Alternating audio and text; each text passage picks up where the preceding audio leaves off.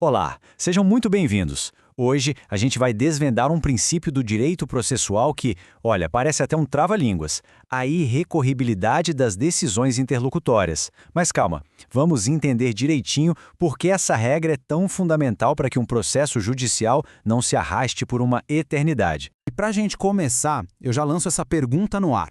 O que é que impede um processo de durar para sempre? Parece uma pergunta boba, né? Mas a resposta está bem no centro da nossa conversa de hoje. É ela que explica por que a justiça precisa de regras para não parar no tempo. E é por aí mesmo que a gente começa. Pensa só, um dos pilares do nosso sistema de justiça é a eficiência. Um processo precisa ter um começo, um meio e, principalmente, um fim.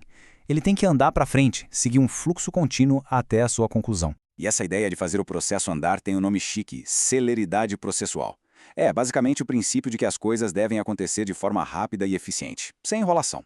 E para ficar mais fácil, vamos usar uma analogia. Imagina que o processo é uma longa viagem de carro. O nosso destino final é a sentença. E o objetivo é claro, chegar lá sem ficar fazendo paradas desnecessárias no caminho. Ok, então como é que o sistema garante que essa nossa viagem não seja interrompida a cada 5 minutos? É aí que entra a grande regra geral que a gente vai desvendar agora. E a regra é bem direta, viu? Usando a nossa analogia, fica fácil de entender. Para a viagem do processo não parar, aquelas pequenas decisões que o juiz toma no meio do caminho, sabe? As tais das decisões interlocutórias, você não pode simplesmente parar tudo para reclamar delas na hora. Olha só que interessante, o grande jurista Humberto Teodoro Júnior resumiu isso de um jeito perfeito. Ele diz que não se tolera a interrupção da marcha processual. Guarda bem essa expressão, tá? Marcha processual. Ela é a chave para a gente entender o resto. E o que danado é essa tal de marcha processual? É bem simples. É a sequência de atos que fazem o processo andar, que empurram ele para frente. Na nossa analogia, é o carro em movimento, firme na estrada, avançando sempre em direção ao seu destino. A meta é essa, manter o carro andando. Ah, mas você sabe, né? Quase toda regra tem sua exceção. Afinal, nem toda parada na estrada é desnecessária. Algumas são verdadeiras emergências. E o sistema precisa ter um jeito de lidar com isso. Vamos ver qual é. Pensa de novo na nossa viagem de carro. E se um pneu fura no meio do nada? Você não pode simplesmente ignorar e continuar, certo? Seria um desastre. No processo é a mesma coisa. Algumas decisões do juiz são tão sérias, tão críticas, que podem causar um dano gigantesco. Nesses casos, a gente precisa, sim, parar tudo para resolver. E essa parada de emergência tem nome e sobrenome: agravo de instrumento. É a ferramenta, o recurso que a lei criou, lá no artigo 1015 do Código de Processo Civil, exatamente para essas situações urgentes. É a nossa válvula de escape para quando a decisão do juiz é tão grave que não dá para esperar o fim do processo. Tá, e como isso funciona na prática?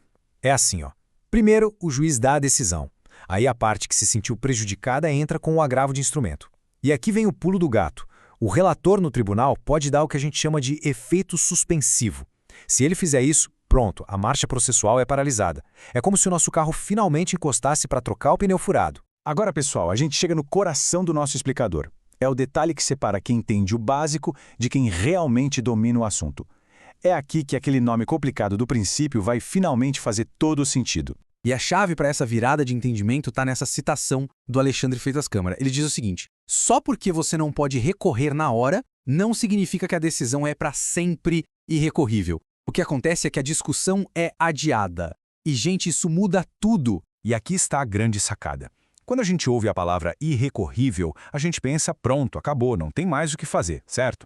Mas a regra do processo é mais sutil.